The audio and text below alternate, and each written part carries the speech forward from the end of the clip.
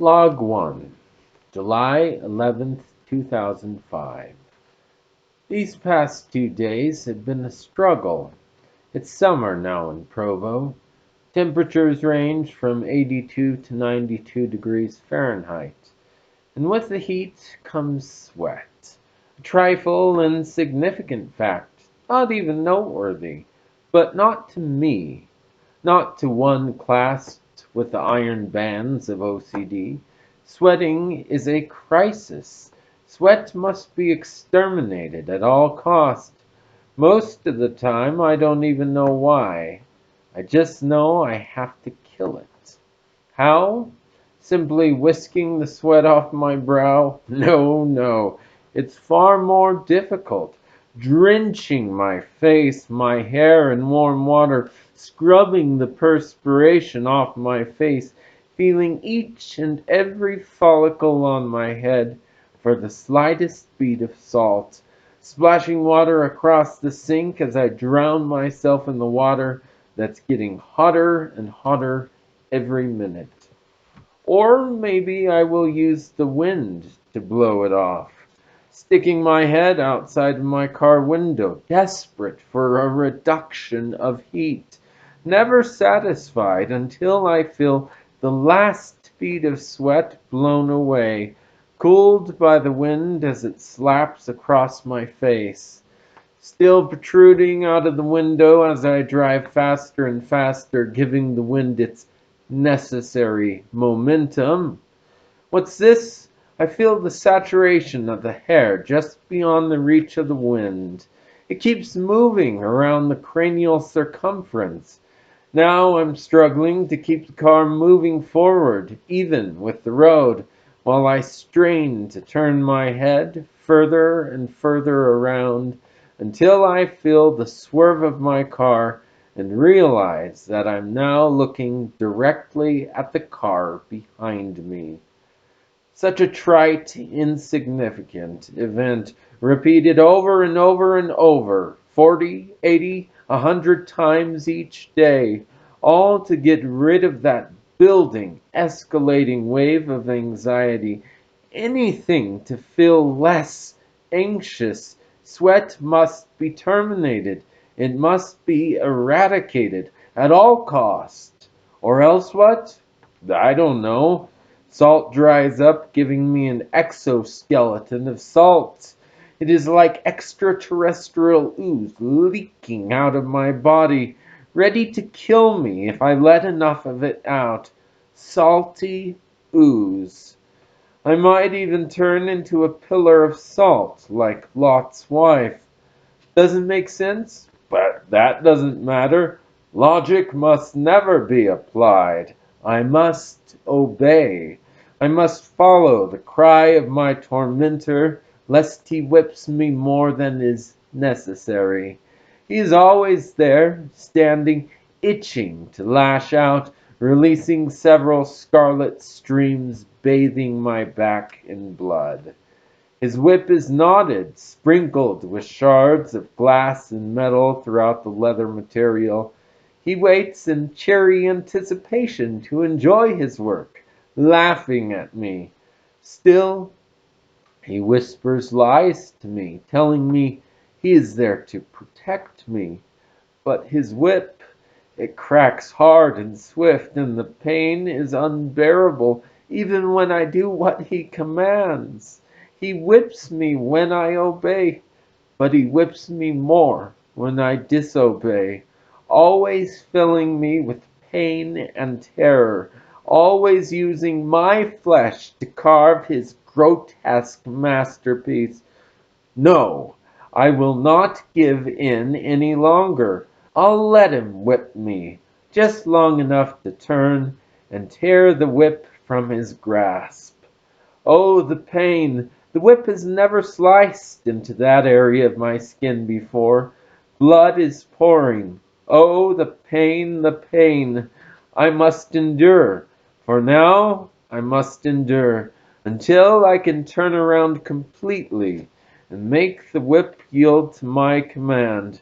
Oh, the pain, the pain! This is what the last 2 days have been like for me.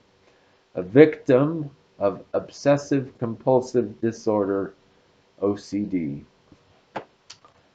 Hi, my name is Gregory Conrad, and I have OCD. In 2014, I published my book, Fighting the War Against OCD, a season in the life of Gregory Conrad. The goal of writing the book was to help people understand OCD better, to give people no, almost a visceral feeling of what it is, what it feels like to have OCD, because you do crazy things that are destructive and quite unsafe, um, as that log recounts.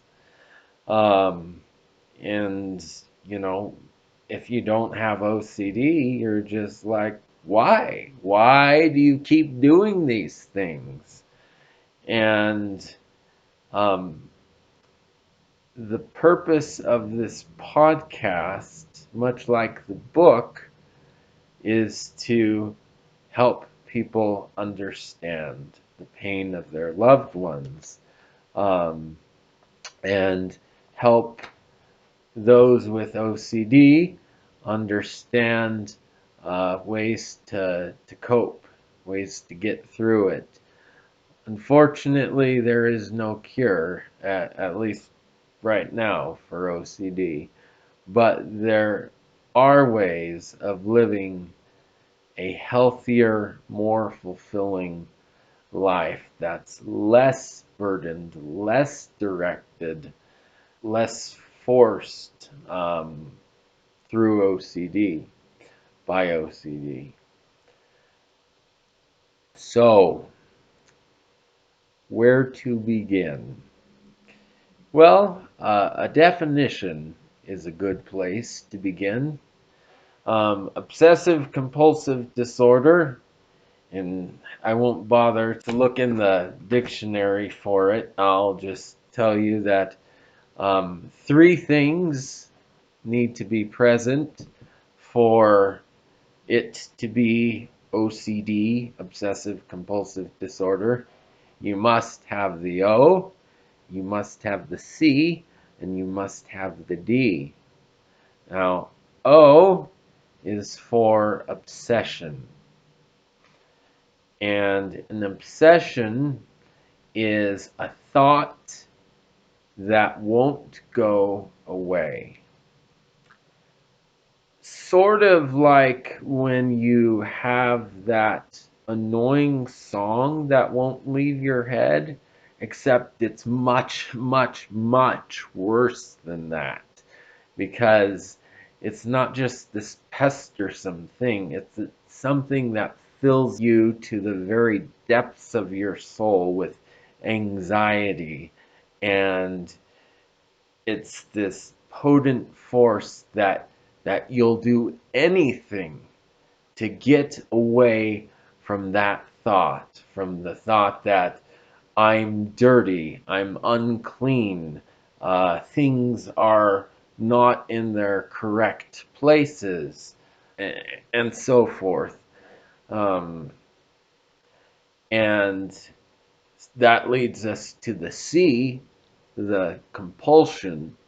The compulsion is the act that you do to get rid of the obsession. So, to get rid of the thought, I'm unclean, I'm dirty, you wash. Um, to get rid of the feeling that things aren't ordered properly, you order things. Um, you line everything up evenly. So it would be great if doing the compulsion actually got rid of the obsession. I mean, it does, temporarily, but then it trains the OCD, it trains your brain to think, aha, there is danger here. That's why he's doing the compulsion. That's why he's washing his hands, because he needs to wash his hands. And then it builds and builds over time, and you can't ever quite quell the, the voice, the pain of the obsession with the compulsion. And that leads to the D. And the D is incredibly important, and that is disorder. And disorder, um, although it's quite applicable with the ordering parts of OCD, it's deeper than that. It's disease. It's destruction. Um, you don't have the disorder until it the OCD consumes your life and takes it over, and is in charge, and inflicts enormous pain. And this is the biggest point that people without OCD and people with OCD in the beginning, that people don't understand right. People get the quirky side of OCD, but if it was just quirkiness, it wouldn't be OCD, it would be OC, obsessive compulsive, but you wouldn't get the D for disorder. And the way I like to put it is you have to earn the D, but you never want to earn the D. Not even a perennial academic slacker wants this D, because it really means, I guess, even more than disorder, it means destruction of you and your life and your self perceptions, your confidence.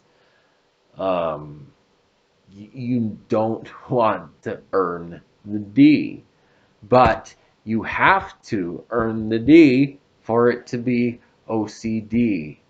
And that is the biggest misconception. It's OCD is not something that someone chooses. Oh, I really like things to be clean. I really like washing my hands for hours. No, it's not that. That is not OCD. It's not OCD without the pain. And the TV shows and movies that feature people with OCD, it's great because a couple decades ago, there was nothing on OCD. No one understood OCD. In fact, 30 or 40 years ago, no one, it wasn't even a diagnosed condition. Um, but now it is, and now people are aware of it, and so there's TV shows and movies and other things that um, feature people with OCD, and a lot of the times that person is used for comedic effect, because it just OCD is so far outside of the understanding of everyone who doesn't have it that it just seems like a joke Like, really? You're gonna wash your hands again? You're going to check that lock again? You've checked it 20 times already. When is it enough? And they do that in part because it's easy to show the behavior.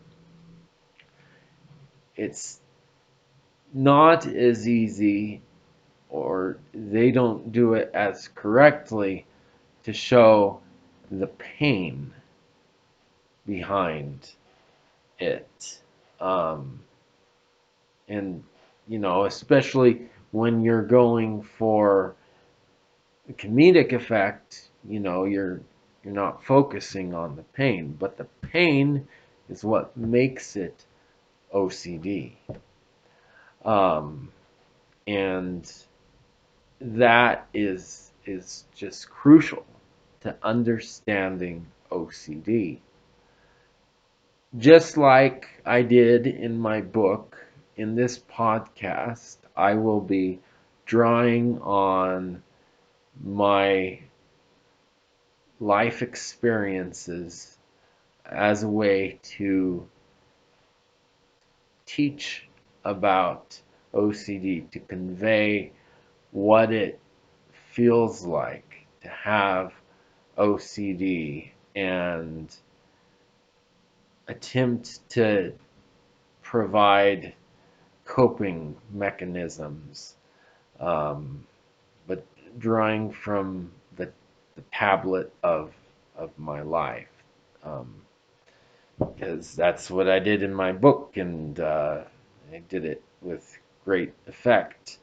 Um, so that's what you can expect coming out in future episodes. Um, I don't really know how long each episode will be.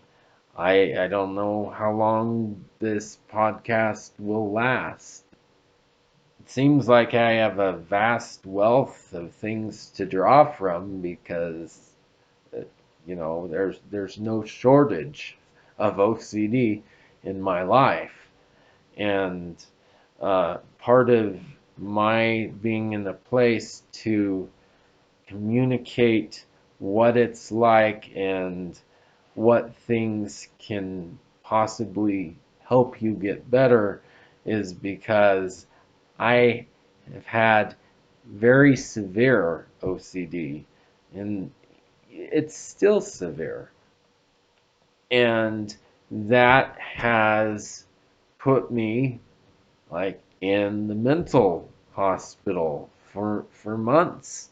And I've been in the therapist's office, the psychiatrist's office, um, for decades at this point.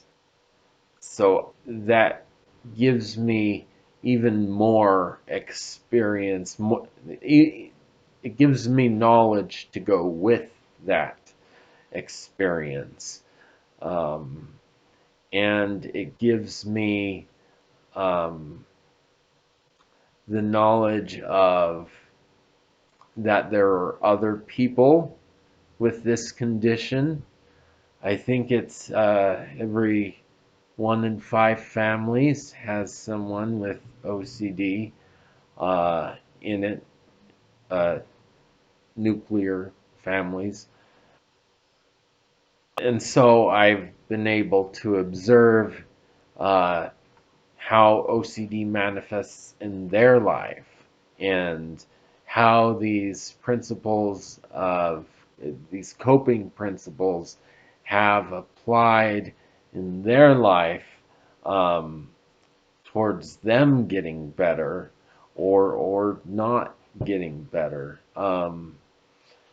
Because OCD is a spectrum disorder, and this is, I guess, the second biggest misconception with OCD is that it's hand washing, it's germs, you're a hypochondriac. and it is so much bigger than that. Um, it covers things like checking locks, um, keeping things in order, uh, alphabetizing, arranging things by their dimensions. Um, you know, you have to have the shortest thing on this side and the biggest thing on this side, and it needs to be perfect uh, succession and increase in height. Um, and it can be stuff like, I am afraid that if I look at the light or I look at the sun, that my eyes, my corneas are gonna burn up and I'll go blind. So I mean, that's pretty severe.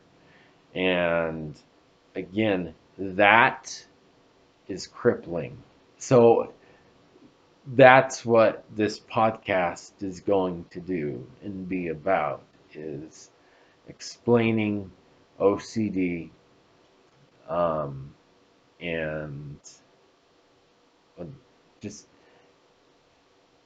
helping people better understand OCD and how to get better if you're the person with OCD, and how to help your loved one get better if you're not the person with OCD. Um, and we'll just kind of see how this podcast evolves over time. I hate that idea, uh, talking about this with my therapist. I want to have it very structured and everything in place, and she keeps using that word evolve. You have to let things evolve. So that's what I will try to do with this. And we'll see how it goes, and hopefully you'll find it informative. Hopefully you'll find it entertaining, because there is value in laughing. Um, you just need to understand that this is serious, um, before you turn to the laughter, because laughter is a good. Uh, I mean, to use a common phrase, you can either laugh or cry, and you certainly do the crying, and uh, certainly, well, certainly you have both of those. Um, though I don't usually tear up when I'm communicating with you. So um, I will see you next time, as we talk more about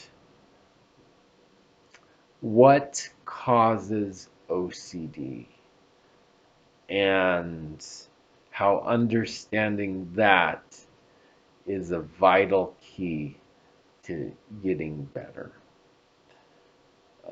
And in future episodes, we'll talk about different aspects of OCD in my life, um, covering diagnosis, what that experience was like, covering the different topics, the different obsessions, covering my experiences with being in the hospital. So hopefully there's a wealth of material, but I'm going to need your help as well. And we'll have to figure out how to access that. I'm not big on social media because of the OCD, but I will need your help because the purpose of this podcast is to help. I really want to help, and if it's just me talking to my computer, you know, that that's not what I want. I want to help you, and so I will need your input on what to talk about, your questions, and so forth. But so hopefully this you'll find this interesting, compelling, entertaining, and you'll let other people know about it, um, and uh, we'll go on this evolving journey together. So I will see you shortly. I will talk to you shortly. See you soon. Gregory out.